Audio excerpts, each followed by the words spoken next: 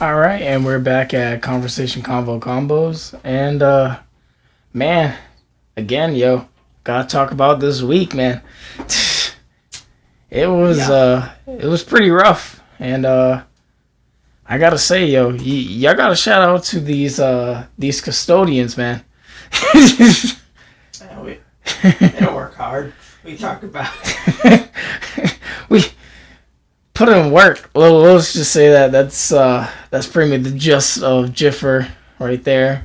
Put in a lot of work. There's a lot of things that happens behind the scene, and that's not even just perspective coming off from just custodian. Definitely comes from dishwashing and like any back of house worker. I Yeah. feel like anyone who cleans. oh yes, I feel yes, like cleaning is a very underappreciated thing. yeah. And now that COVID came out, all of a sudden everybody's like, "Oh, we appreciate it. We appreciate it Yeah. so much." And it's like, do you? Do you really? Like I know you say you appreciate me, but like how much do you really appreciate me? You Like, know? I feel like it's an underappreciated. It's like a superhero that's kind of always put as a sidekick. Yeah. So it's kind of like underlined. Yeah, like the dishwasher always is The like, prep cooks. the prep cooks. They're always like, oh, you guys don't really have to be under pressure and rush and all that. And what you don't realize is, yeah, they do. They're on the back end. That's why. They Yeah. freaking not only do they have to have everything ready before you start the shift, but they also have to have everything done by the time you end the shift. And that's the crazy thing is the preparation that comes along with like doing all these like dishes, entrees and stuff like that. It's like it weighs down on people. It definitely does. Same thing as like game producers, people who are making movies and stuff like that. The stuff that's behind the scenes, it takes a huge toll. Well, prime example. I mean, like I was just watching a video of Markiplier. I believe it was the Mimic series that he's doing now. He's talking about how he appreciates the new games, but he loves the old games by heart. Yeah. Because deep down in his heart, he loves the old games because of the simplicity of it. Well, then they also probably put a lot more thought.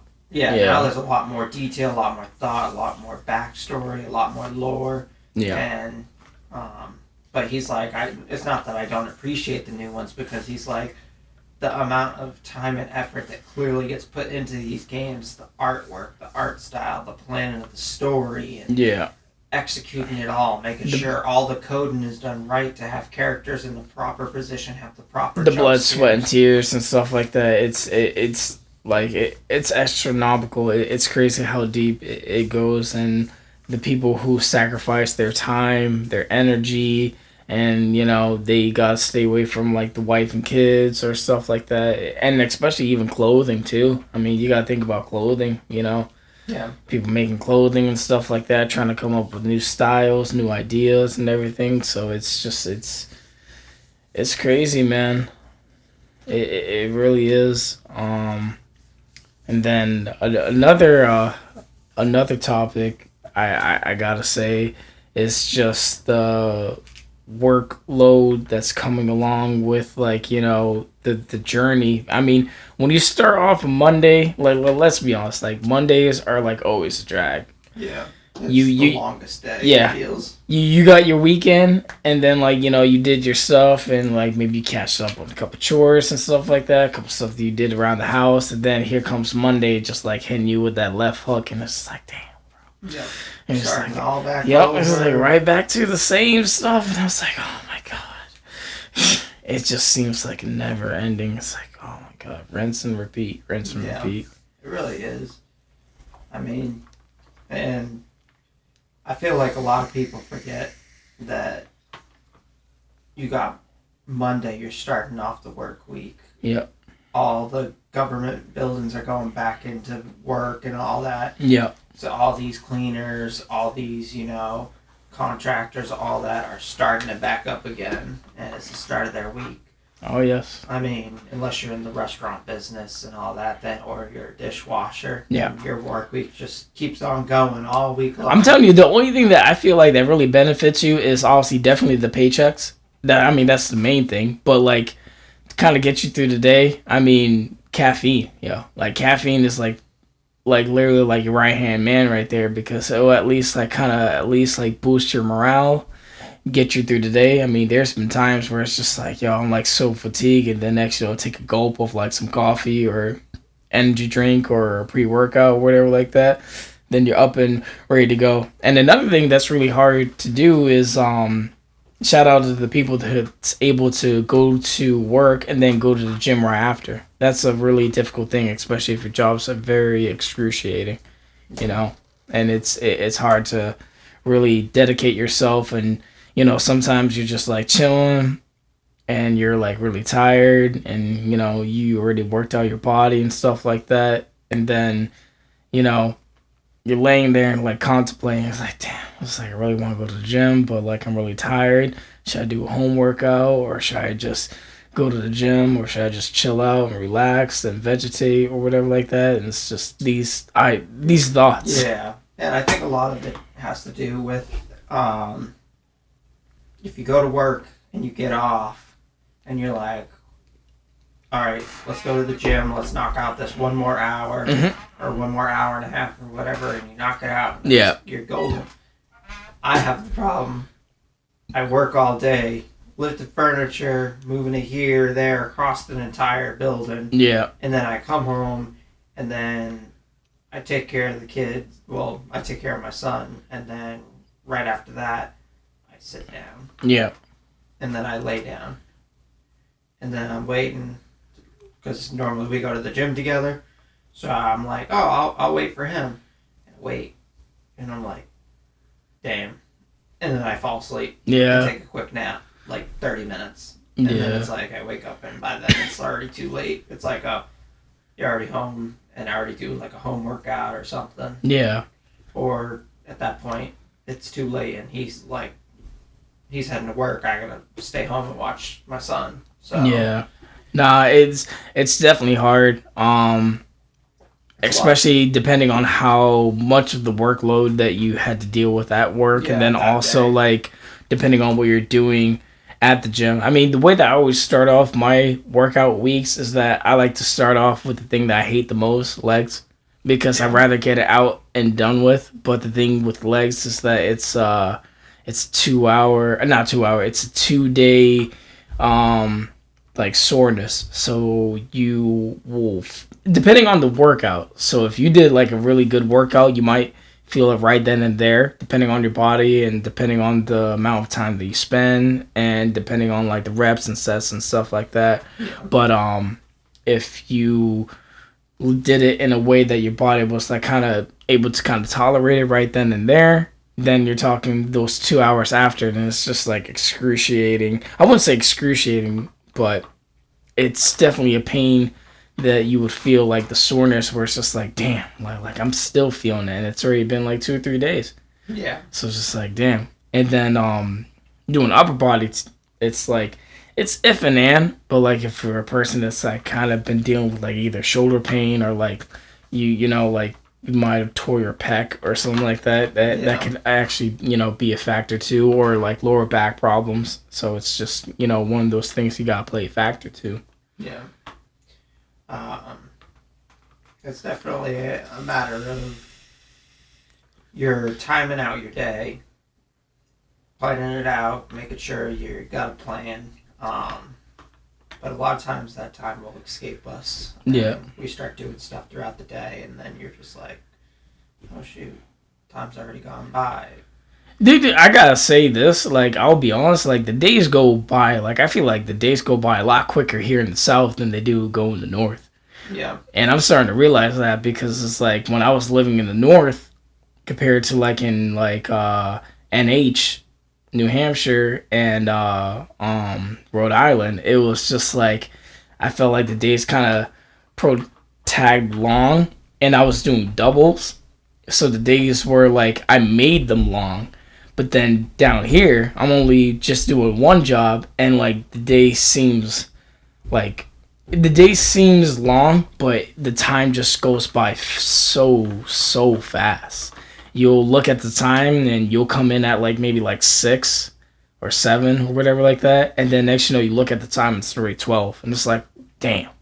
Yeah. But it's that productivity and keeping yourself busy that just blows by that time. But the more you pay attention to the time, the slower it's going to go. Same thing like, if you're a dishwasher and you just scrubbing, trying to get these dishes out, whatever like that. Yeah. Dinner rush or whatever. And then you keep on looking at the time. It's like, oh, it's time to clock out yet, whatever like that. Like, fuck, it's still only like 6. And then you look at the time again, scrub, and it's only like 6:10. It's like, fuck. Yeah. It's like only 10 minutes pass by. But the more you keep yourself occupied, the quicker the time will go. Yeah.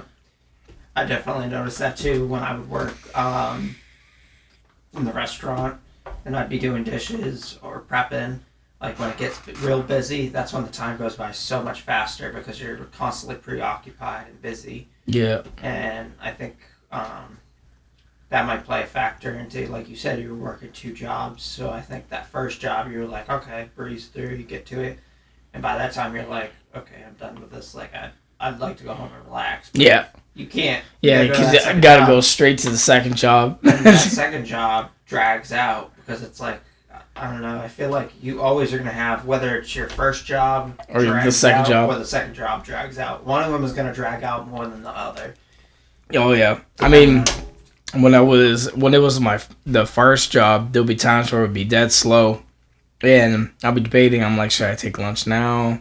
Should I take it later? I'm like, all right, I'm just gonna let my boss know I'm gonna take my lunch now because I'm that type of dude that I like to give my higher up like at least a heads up, like, hey, just letting you know I'm about to take my lunch. If you're looking for me, and bada bing, bada boom. Yeah. But those slow moments, it's just like that's why I really started to like. Kind of craft. Antsy, yeah. Well, antsy and like I use that antsy to kind of implement things that like I needed to get done like personally wise. So if there was like a page that was at a book, I would like go back to that. Or if there was a certain moment in a podcast, or if there was a certain moment that I was checking out a video, doing my research on something, I would go back to that and like maybe either take notes or like kind of like really try to figure out certain things and try to like get my mind fixated on that, or like maybe a couple workouts because we all don't know everything, so it's good to know like from another person's perspective and try to figure out like what they do and stuff like that, so it gives you a little bit better of idea like, what, let me change this movement, or like, oh, like that's actually interesting what this person said during this podcast, or that's actually interesting what I read in this book, so yeah. Also, I feel like a lot of it too, like when I worked at Walmart, I worked at the school at night, 3 to 11, but then I worked at Walmart at like 4 a.m. until it was like 12:30, 1 o'clock. It varied. It depended on how much like product we had coming in because I worked produce. And I cleaned a little bit and then did grocery stocking. And so, I mean, I would literally go to work 3 to 11. And, I mean, the time would cruise because you got classrooms, you got bathrooms. So I'd go boom, boom, boom. And then me and my buddy Will would just knock it out. And then whoever got done first, we would meet up and help the other person out. Or I'd meet up and help someone else out. Yeah. As long as they equally helped me out every once in a while, or at least showed some effort. If you show some effort, I don't care if you even help me out. Maybe you don't even help me out at all, but at least if I see like you're doing your rooms and you're doing them right, and you're banging them out, or you're like I'm in the middle of doing the locker room and you show up and say, hey, what do you need me to do? And you're showing initiative, then hell, I'll be like, hey, you can take the day off today. I'm going to do the locker room by myself. Hey, you don't worry about it. I'm going to come. You need me to sweep your hall? Like, I'll jump in. And I feel like as long as you're showing initiative, like if I'm picking up furniture and you're at least constantly coming in like, hey, I'm going to help you move furniture. Hey, I'm going to help you move furniture. As long as you're coming in every day, every time that I'm moving furniture and you're poking your head in and saying, I'm going to help you, I'm going to help you. Yeah. You don't got to show up as soon as I start moving furniture, or you don't got to move every single same thing that I do or move just as much as me. Just the fact that you're putting that initiative, It's like everybody needs to be participating. Yeah, just chipping in. That's my biggest thing, is participation, chipping in what do you bring to the table? Yeah. So, but I think that was a big thing. Also, at my first school, that why I kind of veered off, and I was like, I'm going to change schools, because it was me and my buddy Will doing all the lifting every year. And so I was like, I ain't going to do this. Like, I can't. Yeah. So I'm like, I'm going to transfer schools. So I transferred to an elementary school. And it was generally the same thing. It was kind of like, I mean, it was a little bit better because we all did kind of work together. But it really was kind of the same thing, because most of the guys left or got let go. I mean, that was a revolving door at that district. Yeah. Really like that at every job now, because there's so many jobs available that people just don't have to care. They can come in and not give a crap. And then, I mean, it's hard to find good help nowadays. It really is. I mean, people are doing no call, no shows. People are doing,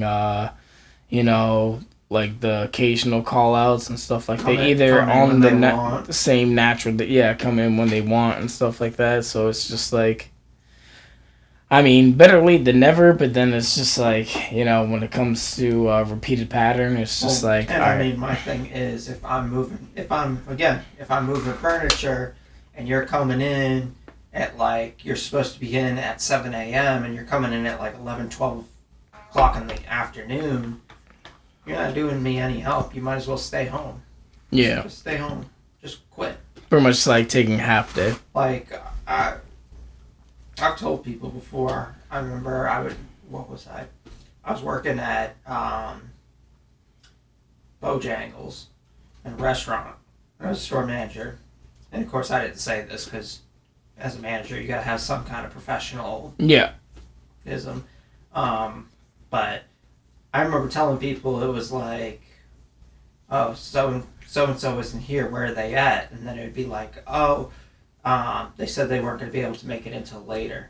And I was like, okay, at this point they might as well just stay home. And I remember, like I said, I didn't say that out loud because, again, professionalism, you don't want to say that to other employees, because then they'll say it. But I remember having manager meetings, and it was like, oh, like, what's some things we can improve on and this and that. And I was like, well, can we have the option to have, if people say they're coming in late and their shift is only like 4 hours long and they're coming in like 2 hours late, can we just tell them to stay home, don't even bother? Or if they have a 8-hour shift and they're talking about coming in only 3 hours before their shift ends, or it's like, what's the point? Yeah. Like, if you're not going to come in, if you're not going to be here, if you're constantly calling out, I can do the work. Yeah. And then they're like, that's a good point, but we can't be doing that. We got to try and keep employees. And I'm like, you can keep them all you want, but you're keeping bodies. That's all you're doing. Yeah. That's all they are, is a body at the end of the day. I'm like, they don't care. So they're going to just go and do whatever. And if you keep showing... You're still paying the person regardless. Yeah. I'm like, you could show you care all you want, but at the end of the day, they're not going to care. I'm like, you should focus on the employees that are here, that are working, that are showing up, that are doing the work. Boost the morale of those workers, because then they'll bring in workers that are just like them, because people surround themselves around the same people. Yeah, I mean, like I said, like prior before in our podcast, it's about your diet, and people like to think your diet as like stuff that you eat. No, it's like pretty much like anything that's around you. I mean, like if you're around people who like show up at work on time, they get shit done, they're consistent, and they are like, like about their stuff, they're on to the next thing and stuff like that, then, you're gonna pretty much like kind of put your mind to that, because that's what your mind is seeing. A positive influence. Yeah, that, and it's insight in mind, out of sight, out of mind, insight in mind. I mean, what you see is what you pretty much get. What you see is what you pretty much do. It's... You reap what you sow. You reap what you sow, and then it's definitely like, like how when, like a baby is, like they do what they see, or especially little kids, what they see, they do. sponges. I mean, we're still sponges, but to a certain extent. I mean, if there's certain things that people are doing that we don't think that we could do, we will try to figure out ways how we can do that. But if we can't do that, then we'll kind of finagle our ways so that way we can do that. Like if a person's able to like lift like 5 chairs at once, and it's just like, oh, like I want to be able to lift up 5 chairs at once. It's like, oh, it's like I'm not strong enough. Okay, let me figure out a better way. Then kind of figure out a better way, because you might use bitch. You might put it on like a dolly or something like that, or you might figure something out. Yeah, you try to like compromise and figure out like a better like a substitute, so that way you kind of like And the thing is, that's what the correct response would be. The human response should be, okay, I can't do this. What do I got to do to figure this out? What do I got to do to do this? Like your initiative problem is solving. Problem solving and get the job done by any means necessary. And a lot of them are not doing that anymore. They go like, oh, I can't lift this furniture, my back hurts, or I had hernia surgery, or oh, I can't do it because I had a disc replaced or whatever, this that.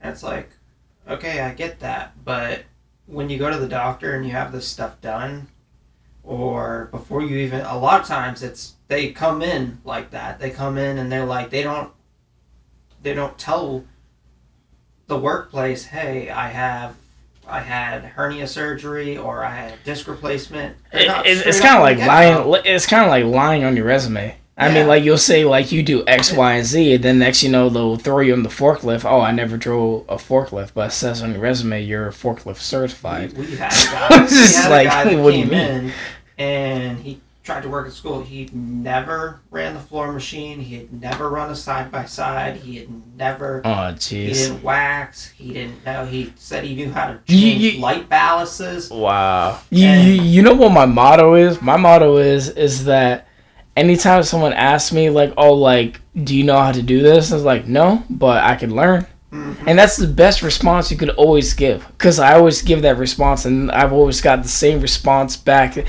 they always be like, you know what? I like that answer. I'm like, because it's true. Like, again, like how I said prior before, it's like the human mind doesn't stop developing. So it's just like for us to I'm one of those hands-on types of people, and you've expressed yourself, you're one of those hands-on types of people too. I mean, me reading shit in a book, it's all fine and dandy, but like I need to be shown it like like either video or like by hands-on. But when you get it like literally physically, you're able to extract information a lot more fluidly than you would get it through a textbook.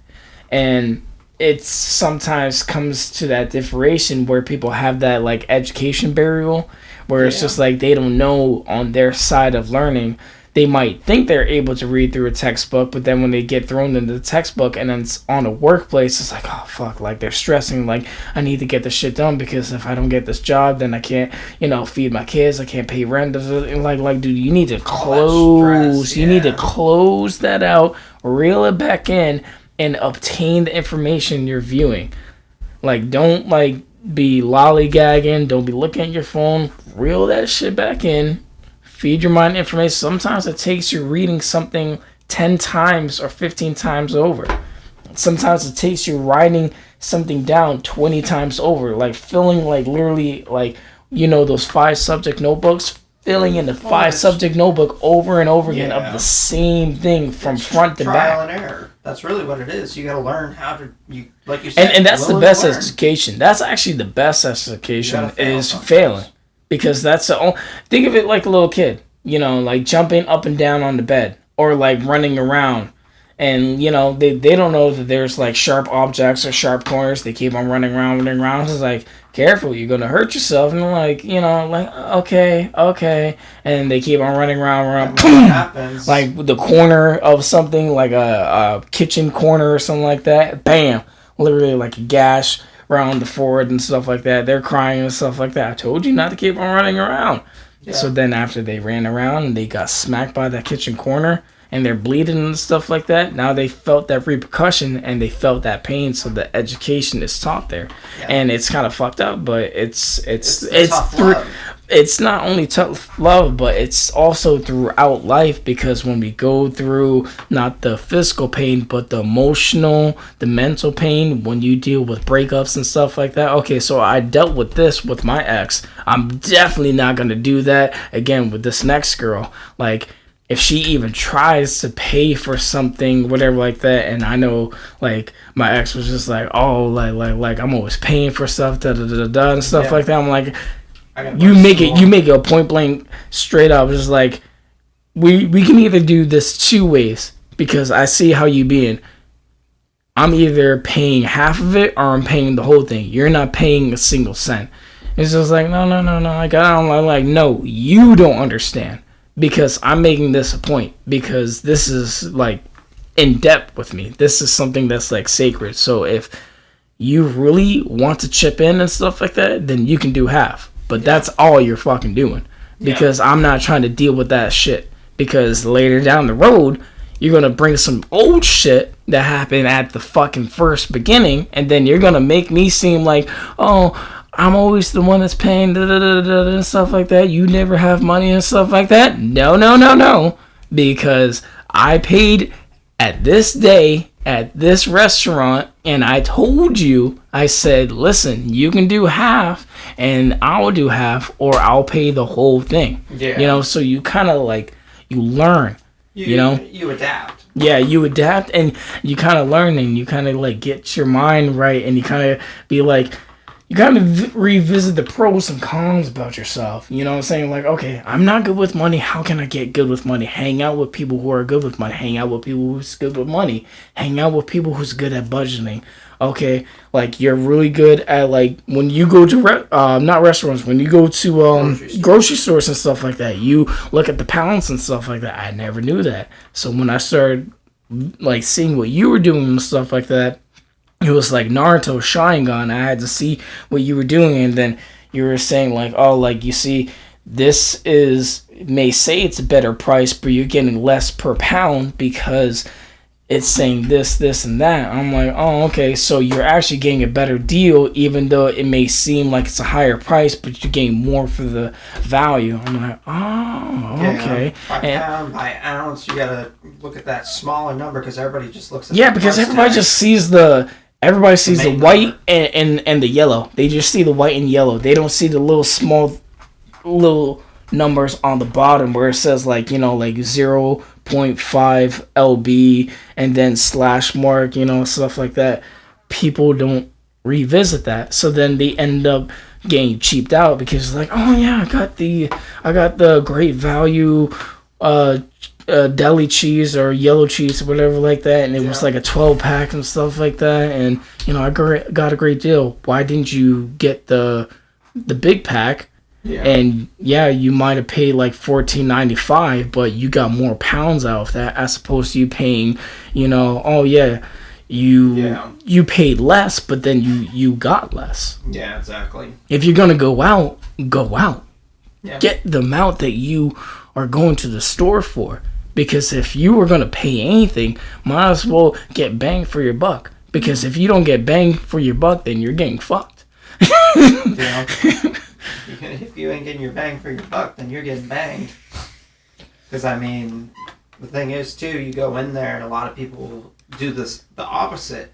They'll look and they'll be like, oh, this is a great deal. I can get, like, a family size, like, pack of chicken nuggets, and it'll last me forever. And it's like, but when you look at it, it's like, okay, well, getting 2 small bags actually gets you more, and it's cheaper. And because if you look at the quantity, and then, like, let's say, like, 2 bags, each one is 12. All right, so you're getting 24. Yeah. And then you get the bag that has, like, 16, but it's a little bit cheaper. It's like, oh, well, I'll just get the 16 bag. It's like, no. Because you're getting 24. Yeah, you might be paying, like, maybe $1 or $2 more, but you're getting more bang for your buck, because you will have those extra nuggets. So you open up a bag and you're like, da-da-da-da-da. Maybe you got some people over, or you're just really hungry, or it's just you for your significant other, then you bust up open up the other pack, and then y'all break into that one because you realize you had more company over. And then one day when you're really hungry and you're like, damn, I really want some chicken nuggets and stuff like that, do I have any left? You bought the 16 pack, so you don't have any more. But then if you bought the 12 and 12, you did at least, like, let's say, like, the first batch you did the whole bag, and then out of the other bag you took 4. You still have at least yourself a decent amount left, so oh yeah, no, I got plenty of nuggets. Throw them shits in there. It's like, oh yeah, I got, and then you have more even after. Yeah, and I mean that's really a mindset and a process for someone who has at least some money to go grocery shopping with. I would say if you're someone who's like just starting off, you don't got a lot of money, you're trying to like really, really bargain shop. Yep. Stick to the great value of the store brand. Buy the store. There ain't nothing wrong with the store brand. Buy the bare necessities. I mean, the simple necessities like milk, bread. Buy like items that will last. Like you go in there, like I'm not big. I don't like white bread really. Yeah. I mean, actually I haven't had white bread for a hot minute, but yeah, I'm not big on white bread. I prefer wheat. If I could be real splurge, I'd get honey wheat. Yeah, like that would be hands down. Yeah, but the thing is, white bread's cheaper. Yeah, and the size of the white bread, you get way more slices. But it's that sugar that eats away when you have that white bread. So if you're trying to be healthy, like that, I'm sorry, I'm speaking from a personal trainer perspective and the dietitian type perspective. It's that's where the differentiation comes from, because you want to be healthy, but there's that line of budgeting. Yeah, there's the cost. So you could get just the white bread and then put all the healthy shit in there, but remember your main foundation is something that's like also costing you. Now if you go to the wheat bread and then you throw like a lot of like healthy stuff in there, maybe you throw like some fattening stuff in there. The big advantage is that's where you could become healthy, because that would probably be the cheapest route is your bread. Go and get yourself some wheat bread so it's lower in sugar. Don't get honey wheat or nothing like that. I mean, unless for some reason you can't resist. Yeah. But get wheat bread and then go and get some vegetables. Vegetables are dirt cheap. Like that. Well, it depends on where you go. I mean, when I worked at the Stop and Shop warehouse, and this is on the DL, but I'm gonna let everybody know as viewers, I worked at the warehouse for a Stop and Shop. Do not get the produce. Do not get the produce at Stop and Shop, and sadly enough, do not get the produce at Walmart, because the way that it goes, obviously you've seen it, that some of them are brown and stuff like that. What happens is that we have a quota that we have to meet. So we have a machine that's called, I call it the Rabbit, but people call it different things. It's literally an electric pallet jack that has like long, like let's say this is the base and this is where you ride on, and then all along here are the forks. So you can fit at least like 3 pallets on there. But within those 3 pallets, you gotta stack them, make your foundation, and then you stack. But within those stacks, be wary because of the weight.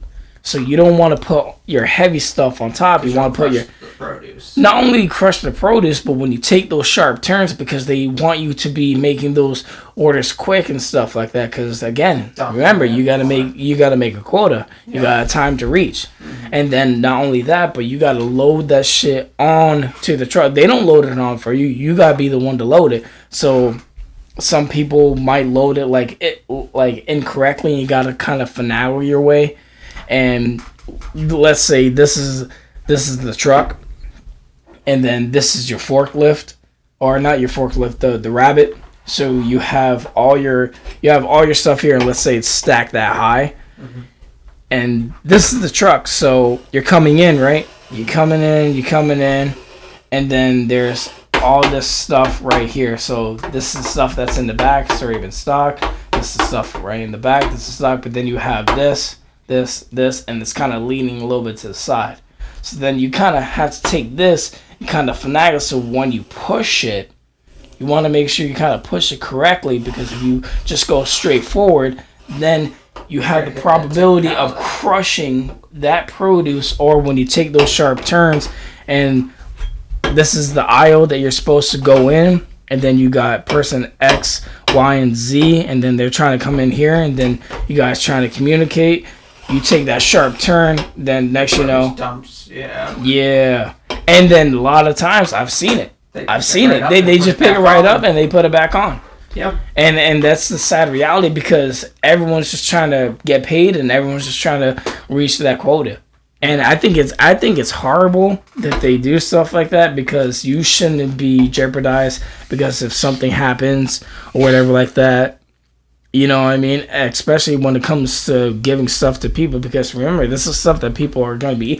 Dude, you can be going to the same place that you just dropped and spilled food off of. You might have worked that shift, and the same shift that you fucking took that right turn and you spilled, and then you put all that shit back. It's the same fucking food that you just spilled over. How fucked up is that?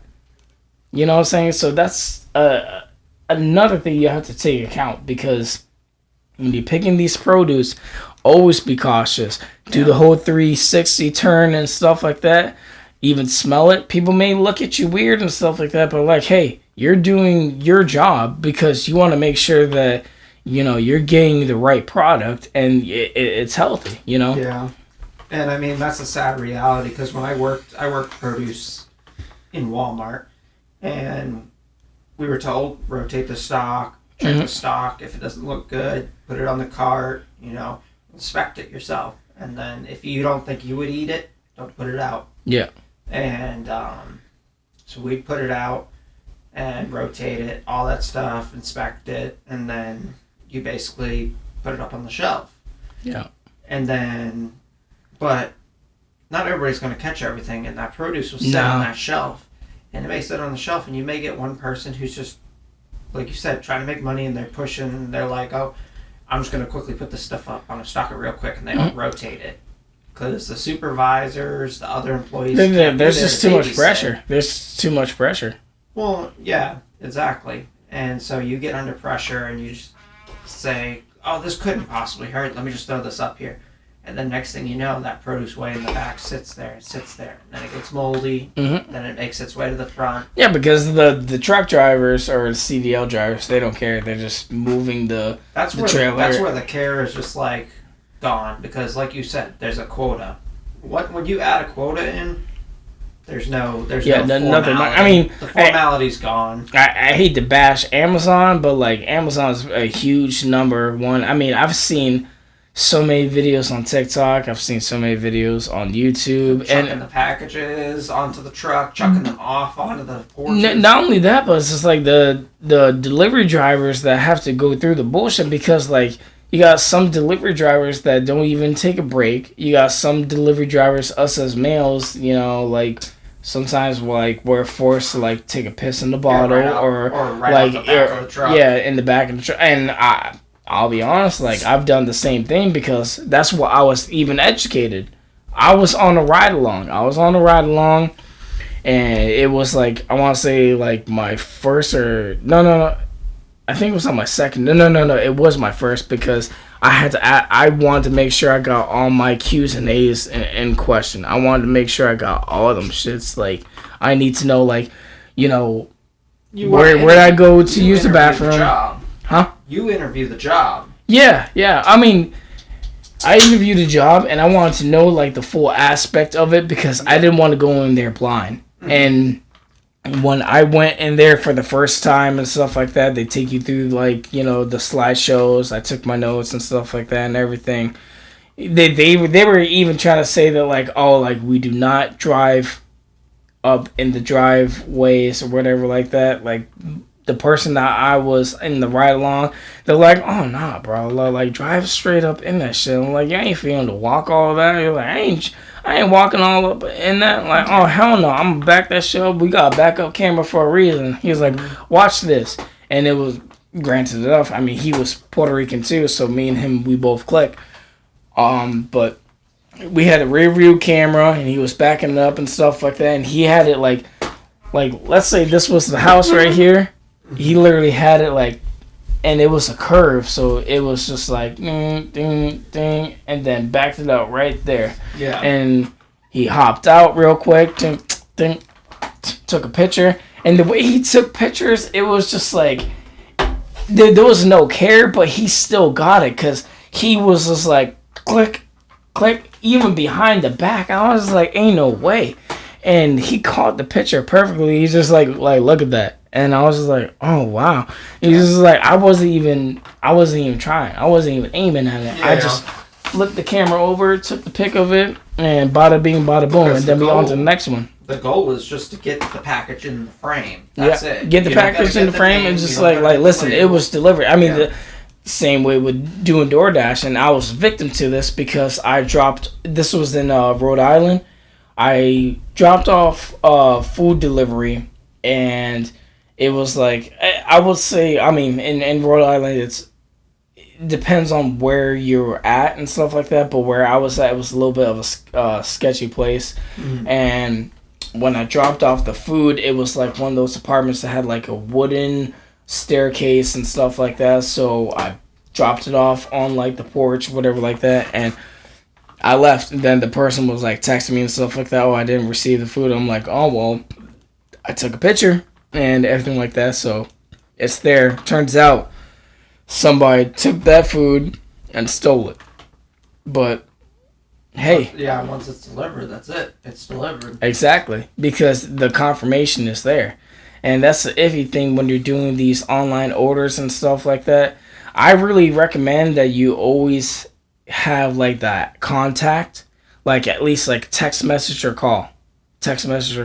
Either or. You know what I'm saying? Like the picture isn't justifiable enough. You need to have a text message call. When I was like gaming on you, and you know, I would tell you like, oh, hold on, I gotta go grab my food and stuff like that, because I didn't want to leave that food there. So I was like ordering Papa John's and stuff like that. I was about to have that shit A, sit there, and B, have someone else take that. And then when I went downstairs, best believe she was going to the next door, and I was just like, no, like that's over here. And then she said the full order, and I was like, yeah, that's over here. It was I think it was like a large Alfredo chicken pizza, and I was like, yeah, that's over here. And then one of the neighbors was just like, yo, you sure that's not over for here? I was just like, I'm like, yo, if you want a slice, yo, I was like, I got you. He's just like, yeah, no, bring it. I'm like, I'm not too sure you like the topping. He's just like, what you mean? I heard the topping. He's like, bring that over here. So instantly, you automatically knew, homeboy, he was trying to get that. And I was just like, nah, bro. Like, I paid money for that. Like, if that shit was for free, then, like, by all means, yeah, maybe I'll cut you a slice or so. But, like, nah, dude. Not the whole thing, but communication. I mean, yeah. And people will do anything to get one up in the world. I mean, whether it means snagging someone's food or, you know, going to the ATM, putting in your card in, the next you know it said it did not read, or you put your card in and then you hit withdrawal and then it said error or whatever like that. You take your card out, then you go in to tell the bank teller or whatever like that. The next you know, all the cash is like, yeah, it drops. Then the person literally right behind you is like, oh, word, $500. There goes rent money. Yeah. That was your portion of rent money that was supposed to go. Yeah. Well, now the good thing is that they got cameras. Now there's so much technology. We got so much cameras everywhere. You got door cameras. You got dash cameras. There's cameras everywhere. Mm-hmm. Cameras in your car. Cameras on your door. Well, I think that's actually a real beneficial thing to have cameras on your car, because especially for accidents. Now, if you're dealing with accidents and stuff like that, that's a huge that's a huge promo. But we're gonna go ahead and call it. This was Conversation Convos, and we will talk to you guys soon. Peace out.